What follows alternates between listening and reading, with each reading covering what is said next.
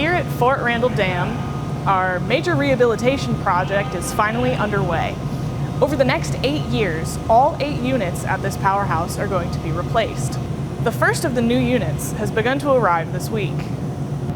These hydropower turbine units are over 3 stories tall, far too large to be delivered in one piece.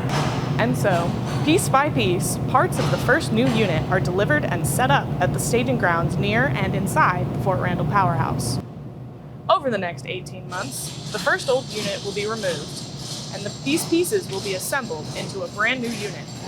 After some testing confirming the new unit is running smoothly, the rest of the units will be similarly removed and replaced 2 at a time. Behind me is the first of the units here at Fort Randall that's going to be replaced.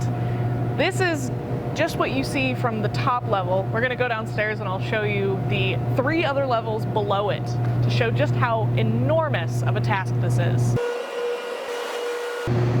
Here we are, 1 flight down. This is that same Unit 6 that we saw from up above. This is another level down, and behind me, I'll show you in a second, you can actually see the turbine spinning.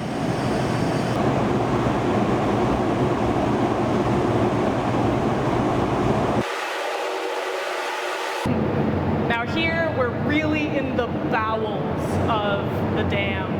I can't take us any further below this, and I can't show you the actual turbine because it's full of water rushing through it. I'm sure you can hear it behind me. But I want you now to imagine what it's going to look like to remove every layer of this and then replace it. Not 1, not 2, but 8 times. That is the scale of the project that's happening here for the Fort Randall Rehabilitation Project.